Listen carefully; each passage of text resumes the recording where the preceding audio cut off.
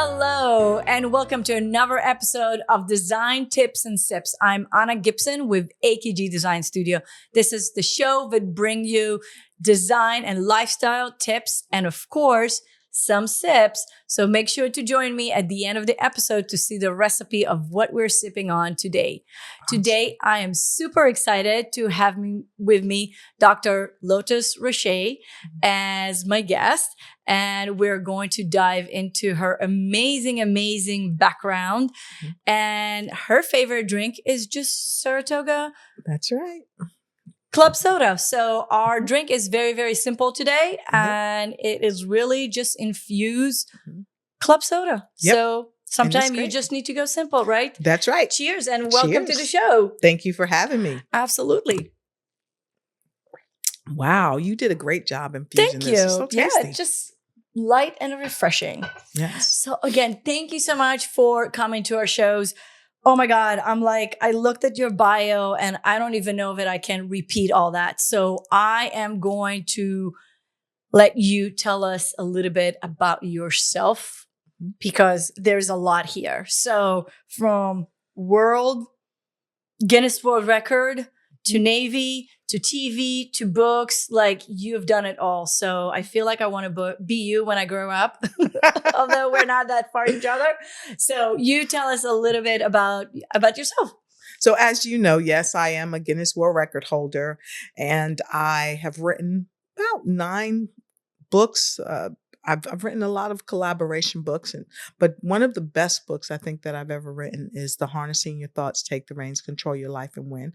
And I wrote that at a time in my life when my mother was transitioning, my hair was falling out, I was losing pigmentation on my skin. It was one of the worst times in my life that helped to become one of the best times in my life because I was able to help so many people with being a writer and sharing like stories. So on top of being a writer, I also work with people all around the world to help educate young people and help put them through school. I am a co-founder of an organization in Africa called Women Reach Out with God Initiative and the Global Leadership Bootcamp.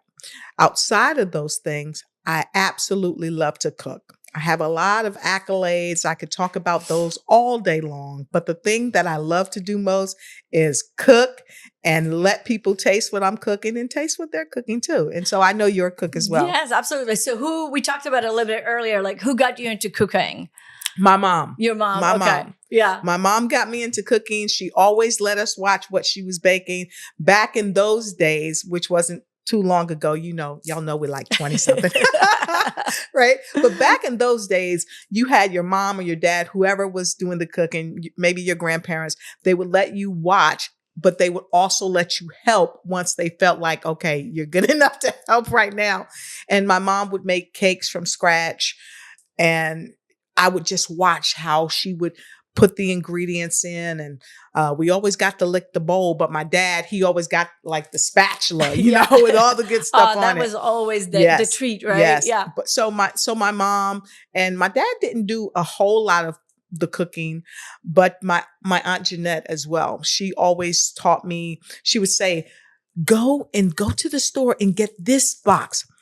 Get sazon achote. Do not get this one. Get sazon achote. And she would give me the little box, and then she would tell me, get the beans and get the this. And I really am so thankful that they taught me how to cook. But one of the things that it taught me, I think most importantly, is patience and being able to learn something new, not just from watching, but from doing. And it helped me to do something successful very early in life. And it creates also really great connections with your family, right? So for me, it was my grandmother and grandfather that taught me how to cook. Yes. My mom is a phenomenal cook, but she's very OCD and she would not let us into the kitchen. Like nobody's allowed in my mom's kitchen. When my mom cooks, it's only her. Like the only thing that I was allowed to do in her kitchen is organize her cupboards. That's probably why I'm a kitchen designer. But with my grandmother, every Saturday morning, I used to be there with her and my grandfather, and I would be cooking with her. And I have all these vivid memories, even as a young child, sitting and playing with all the pots and pans under the sink, and later on helping her bake. And she taught me how to knead the dough and stuff like that. But those are cherished memories that I will never forget, because it was such a quality time that I got to spend with them that you don't really usually spend otherwise. Exactly. And then later on, during my Air Force service, I had a group of girlfriends that we met, and every time we had opportunity to be home together for the weekend, we would actually get together and cook and have a wonderful meal together. And there's really something about breaking bread with whether it's with your friends, with your family, with your clients, that just really makes like a whole different dynamic with the people that you're interacting with. And especially when you're cooking, it's a whole world. I usually try to host like a meal that I cook at least once a month at our house. So I think it is like now became like the top secret of like who gets invited to my dinners. So and that's that's why I think everybody's always in the kitchen, right? Everybody always end up in the kitchen. It's one of the best meeting places in the house, because everybody can come together, you can break bread, and we can try new things. Just like the Saratoga water, you put the wonderful strawberries in it, and now not only do I like Saratoga, now I like it with strawberries. And so when I'm drinking it, I'm going to think of you. My grandmothers too, both of them, they could cook. My mom's mom, my dad's mom, and biscuits was the thing. You could smell the aroma when you walked in the house. And I think that's a huge thing that brings families together. Right. And even if you're not biologically family, it still can bring you together. When you walk into the home, it smells like home. Yes, absolutely. Yeah. So tell me a little bit about you also, I want to say design background, but you did do a lot of like design related and construction related. So tell me about that. I'm really excited to hear the whole story of roofing, electricity, TV shows. There's a lot going on. So I had the amazing pleasure to work in construction. I was working for Johnson & Johnson, and a bunch of us, we got laid off, and I had to do something. I was in my 20s. I owned my own home. The mortgage company wasn't going to sit around and wait for me to pay them. Right. I had to make it happen. And so I did what I knew. I was an electrician by trade in the Navy. Go Navy, go Navy. And go Air Force. That's right, go Air Force. So I leaned back on what I knew. And so I got into construction, and it was one of the most profound times of my life. Oftentimes I was the only woman in the outfits, because a lot of the outfits were electrical outfits or plumbing. And that's how I got my background in plumbing. So I'm able to not only put up sheetrock, and I learned this from one of the guys that I work with, I can do plumbing, I can do electrical. And really, when I look at it, it has helped make me the woman that I am today, because I'm not just a beautiful face. I'm an intelligent person who can not just cook. I work on cars, I work on houses, and I love it because there's so many facets to me. And with that, I've helped build prison systems. I've helped build data centers, and adding my special touch really has made me realize, hey, there's so much out there that we can do, like designing. I remember, like with your fireplace, I remember I did this thing, I think it was called my home makeover or something like that. I did that when I worked for the University of Phoenix, and they would bring the big bus in front of the person's home, and then they would take the bus and they would remove the bus, and the people were in awe. And so for that project, I did the electrical work. I did the receptacles. I helped install the fireplace that's in the wall.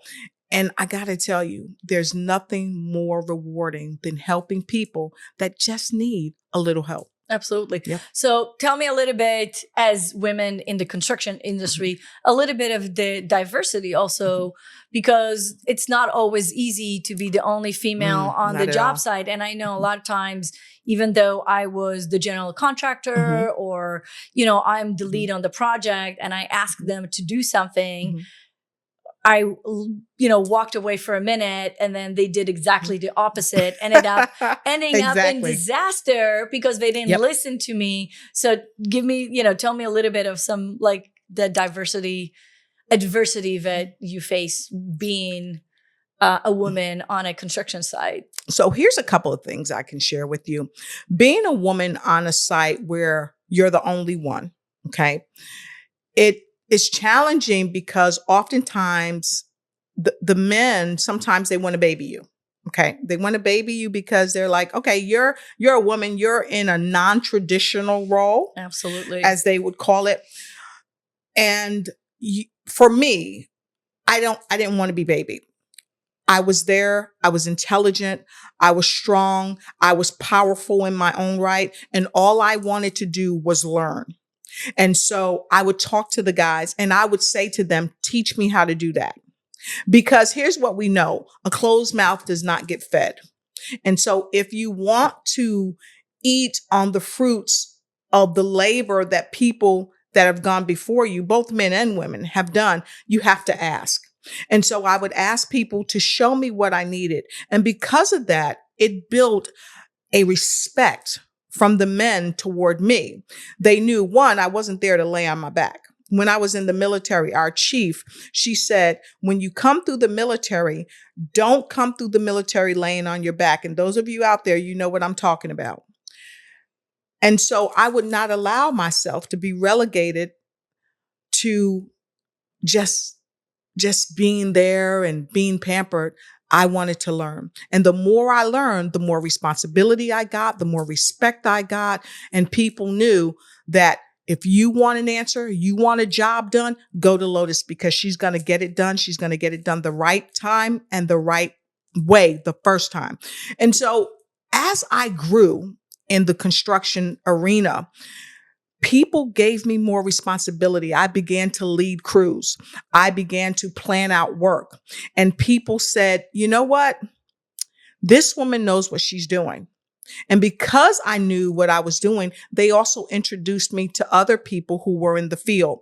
And so when layoffs came or whatever, I didn't have a problem finding a job. I could pick up the phone and call someone and say, hey, I need a job. And with that, I want to say thank you to a gentleman named Alan, because I did get laid off one time. And I called my friend, Joe. He was a journeyman at the time. And at Procter & Gamble, I was his helper. So I called Joe and I said, Joe, hey, I need a job. And he said, okay, let me talk to my foreman. We're not hiring right now, but let me talk to him. So he goes in on Monday. He asked the foreman, whose name was Alan. And Alan says, well, let me talk to her. Very Southern guy. And I get on the phone with him and I tell him a little bit about myself. And he says, well, can you come up here on Wednesday? I said, I sure can. So I go up there on Wednesday and he hires me on the spot. I worked with them for 3 years. At this time, like I said, only one just coming on.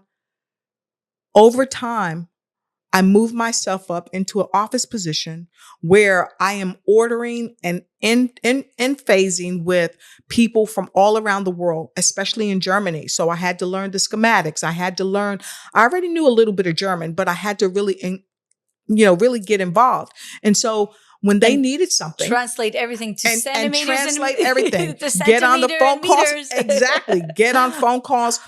And when I had to order for everybody, they looked at me as the leader. They looked at me as the go-to person. So where am I going with this? Ladies and gentlemen, it doesn't matter if you're the only one, especially if you're a woman. Do your level best, because if you do your level best and don't look out for a handout, but look for a helping hand to help you along the way, you're going to be successful.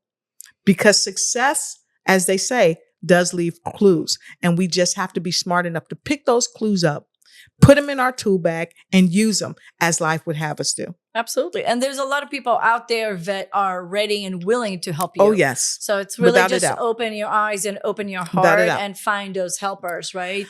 Right. Because they're out there, and especially as entrepreneur and business women, a lot of time we feel very isolated because we are in our zone or doing our things, and we a lot of times are very scared to open up and share because we don't people want to steal us. We don't want people to see.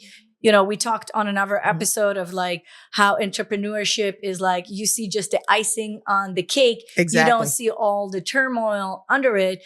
And we don't want to show that turmoil, you know, to the whole world to see. So people feel isolated. People feel that they're the only one in their experience. And I think your show that brings a lot of these things and helping entrepreneurs to see that they're not alone and they're able to get support is really immense and really, really important. And we have to reach out. And I say, don't always take a book by its cover, because sometimes we think that, oh, that person, he's an old timer or she's an old timer. They can't relate to me, or I don't want to share that I don't know, because if I tell somebody I don't know, then they're going to look down on me. One thing my dad instilled in me, and he used to always say this, he would say, Lotus, you know, no one knows everything about anything. And that has stayed with me my whole life. And it's endowed me with the power to say, I don't know. Because the saying that I don't know opens up the arena for someone who may know more than I know to help me, because I'm telling them, I don't know. Would you teach me? You know, some people, they get mystified. Well, you've got this degree and you've got that degree and you've done this and you've done that. And what I tell people is, tell me like I'm a 2-year-old, because if you teach me like I'm a 2-year-old, I'm going to get it and I'm not going to be offended, because then I know if I'm learning from someone who is the expert in their field, then I have a fighting chance, not only to learn what you're teaching me, but to be able to go out and implement it. And that's the key. That makes us more powerful when we can go out with the knowledge to implement it. And so to anyone out there that would ask, Lotus, how have you become successful and why? Is because I've learned from people who have set the stage for many of us that are achieving greatness. I learned from them and I implemented and I followed their direction. Yeah. And it's important. I really feel that I'm a lifelong student. Yes. Everywhere and anyone, no matter how old or young they are, I always feel that I can learn something from them. They have different experience and different opportunities that I might not have. Right. And God knows, like, I do feel like the old lady now, especially when it comes to technology. I'm like, when did that happen? You know, when I started the business, I was ruling everything. I built my own website. I did everything, all that. Now it's like, what happened? I'm like, it hasn't been that long ago, right? Right. Like, and all this is changing. Yes. But you know what? You're right. If things are changing in like a blink of an eye, a snap of a finger, things are changing. So we have to make sure that we stay up with the times, because that's super important. And one of the ways to stay up with the times is to ask and not be so in our box that we can't see beyond that. So I applaud you, because you're not staying in your box. And I know that you've always done a lot of great things, as with myself and so many other people that are watching the show today. But it doesn't stop there. Right. I always say I'm forever the teacher and forever the student, just like you. And it opens up more doors to learn and become more AI aware. I just had a conversation with somebody the other day, and we talked about the impact of AI, where it's moving to. And one of the things that I think stood out the most is that whether we jump on board or we don't, that train is still moving. Yeah. And the train started a long time ago. There's a lot of things that we already do today that are AI related. People are just not aware of it or don't make the connection. So, but that also just brings me to the question of the day. And the question is Are you a student? Are you a teacher? Or are you both? And where That's do a good you question. find your education? And who is supporting you Mhm. to continue that? So drop a Yeah. comment. Let us know. How do you like to learn? Do you like to watch YouTube? Do you like to read? Do you like to listen? Do you like to read awesome books? Do you like to read magazine, go to the library? Like, what is your form of continue your education and explore whatever it is, like, right? Yep. Whether it is for your business, for your Mhm. personal, there's always something that we can learn and Mhm. achieve. So drop a comment and let us Mhm. know what is your favorite type of learning. And I like to always ask people, are you a visual learner or are you an auditory learner? Because people learn different. And Absolutely. sometimes we think just because we learn one way that they learn the same way. And sometimes that's just not so. And when we're teaching people and we're coaching people, we need to know that because that's super important. Absolutely. And it's also important, like when we work with our clients, right? A Yes. lot of our clients are, I have the vision, I can see it, but Mhm. we need to create the visions for them because they cannot Exactly. see it because it's not something that is built in their head. So there's Mhm. a lot of things that, we can do for our clients. It's important Mhm. for us to, we are the educator for our Yes. clients. Mhm. So we're here, we know what's out there. Because I had a client that we met last week and he's like, well, how would I know what's out there? I'm like, this is why you have me. Because I Exactly know right. this is why I travel Mhm. all over Europe, all over Mhm. the world. I go to the conferences. I see, Yes.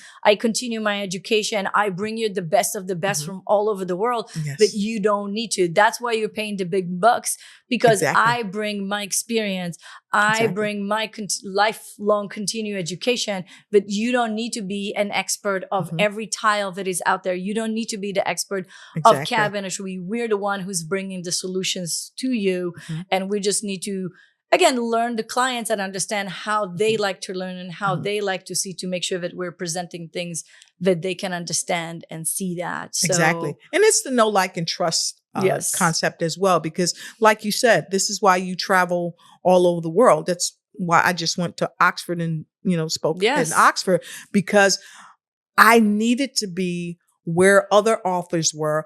It doesn't matter that I'm a Guinness World Record holder for writing a book. What matters is that I'm out there with people and I'm every day experiencing something new so I can take those experiences back to my clients and say, hey, this is what I've learned and this is how this little nugget can serve you and expand your business and increase your reach and visibility. And so I love that you said what you said because they're not paying you for the knowledge that you know today. They're paying you for the knowledge that you've amassed over so many years. It's not if you're going to turn the screw, Right. but it's knowing what screw to turn, and you bring Absolutely. that. Thank you. Yeah, absolutely. So talking about world records, tell me, how do you become a Guinness World Record holder in writing a book? Like, did you write it so fast? Or like, what? So no, I wish I would. That's That's another another Guinness record, record right? that we need to be doing. Yeah. We need to do it on your show, right? So the way I became a Guinness World Record holder was because I joined with about 100, I want to say about 124, 125 other authors Oh, from wow. all Okay. around the world. We Mhm. flew into Canada and we had parts in the book, each author. And so we signed the book simultaneously together at the same time. All these Wow. people, it had never been done in this capacity before. And that's how we did it. It was absolutely amazing. And I'm so happy that I was able to do it. I followed in my mother's footsteps. She had been a Guinness World Record holder for the most choirs coming together. So Wow. I guess my mom kept leaving clues and I picked them up and I did the same, something similar, I'll say. That is Yeah. awesome. So this is your book, Yes. Harness Your Thoughts. Yes. So where can you get your book if somebody wants to read and Okay. get educated? They can find that book on Amazon, Okay. Ingram Spark, and also they can connect with me directly if they want a personally signed copy. and just some one-on-one. We're doing some one-on-one from some of the chapters that's really helping people to enhance their life and understand a bit about how to harness their thoughts, take the reins, control their life and win, and understand their ripple effect and so on. Absolutely. And then you is also responsible for this amazing magazine. I'm like, what do you not do? I'm like, I feel like I do a lot, but then I sit next to you and I feel like, nope. Like, So I was so this actually, is the Phoenix. That's Phoenix Fitness. And that's you on the cover. Beautiful, I beautiful, am. beautiful. Thank you so much. So the Phoenix Fitness magazine is the brainchild of a wonderful lady out of California. Her name is Tiffany, and Tiffany is simply amazing. She honored me, her and her business partners who are responsible for this magazine, and they hosted me on the front cover because of the dynamic work I've done. Tiffany Parra, for those of you that may or may not be familiar with her, I just am so appreciative to her. She was actually one of my speakers at the Ignite Your Life for Life Summit. I do the Ignite Your Life for Life Summit live on various social media platforms. She was one of the speakers most recently, and she just blew us away with teaching us about physical fitness, the mental process of being physically fit, the emotional process of being physically fit. And she also has these sound bowls that she used to help us recover and heal ourselves and bring ourselves back to homeostasis with the frequencies and the sounds that she used. So to Tiffany, I just want to thank you for honoring me to be on the front cover of Fitness Fanatics magazine. Absolutely. Well, we'll have to check her out because, as you know, in this show and in my practice, we truly believe in health and wellness. Yes. I love and enjoy attending sound bath locally here. Yes, awesome. It's absolutely healing. I do a lot of yoga all the time. So yeah, health and wellness, you know, especially again, it doesn't matter who you are, whether you're super busy or not. It really clears your mind and helps you continue to do everything because you do a lot. I do a lot. We all do a lot, right? Even if it's just a stay-at-home mom, they just have to run the household and do so much. Finding that time for yourself, few minutes, whether it's yoga, whether, even if it's an app that does the sound bath or whatever it is, just kind of like center yourself so you can continue your day. It's super, super important. And to have a delicious, refreshing summer drink. refreshing beverage is always great. I love making beverages like that. So thank you for making this beverage. I mean, it's like a home run. So if you have not had a beverage made by Anna, you need to have a beverage. There you go. I'm just saying. I will have the recipe below. So before we close, you and I are going to embark in the month of June on a little adventure. Yes. So make sure you guys follow and subscribe so you don't lose any of the information that's coming up. We're going to collaborate on a really special project. So make sure, again, I'm keeping it under wrap, under secret. So again, make sure that you subscribe and ring the bell to make sure that the next episode coming, you will see the notification. And okay, so where people can find you, like what is like the best way to connect with you and follow you? The best way to connect with me is on social media. You can look for Lotus Riché Ignites, myself and the Ignites team, or Lotus Riché. I am, as they say, Googleable. I wanted to make sure I got that right. So you can Google me and you can find me on all social media. Perfect. And you know what? That's a good tip. Like, people, go Google yourself because you need to make sure the information out there is accurate and there's no craziness. I actually Googled myself and I found somebody totally off topic. Somebody ripped all the photos from my website and build their website. And it was a whole disaster. And that's not the first time it happened to designers. So Google yourself, make sure that you find all your stuff, make sure everything is top tip shape. And so that's great advice, by the way. That's great advice. You never know. When I come back, I have to tell you a story of something that happened to me recently. And I had to say, listen, my stuff is trademarked, cease and desist. And sometimes people are just trying to help you have more visibility. And they'll say, hey, I created this. No, you can't do that. You can't do that. No, absolutely. Yep. Protect yourself. Yep. So again, thank you so much for Thank joining us you. today. Thank you. You guys, let's head to the kitchen so I show you how I created this super easy, delicious drink. And again, I'm Anna Gibson with AKG Design Studio. And thank you for Dr. Lotus Riché to joining us today. Thank you. Thanks, Anna. Thank you. This is the sip part of our design tips and sip show. So in honor of our guest today, Dr. Lotus, her favorite drink, believe it or not, is the Saratoga Club Soda. So if you see her around town, you will see her always with a bottle of the Club Soda in her hand. So what we're going to do is going to be very simple. We're going to just do infused Club Soda as a refreshing drink. And if you really want something on the side, you can always add a little rum, a little vodka, a little something in there.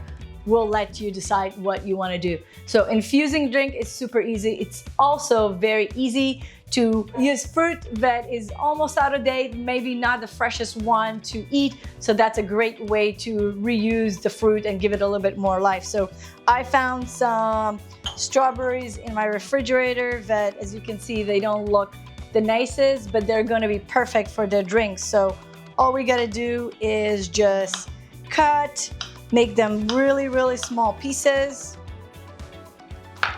throw them into our cups. So it's about probably 1 strawberry per cup.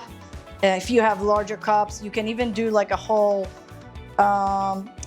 pitcher of that, or a bottle. You can take it to work with you in your water bottle. So we're just going to do that. And we're gonna add some mint. So how refreshing is that? Again, hopefully you have some mint growing in your yard. If not, just grab just a small pack of the mint from the grocery store. No need to go crazy. So we're just going to throw a little bit of a mint, and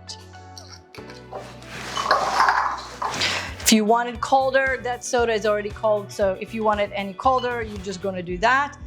And that's it. Enjoy.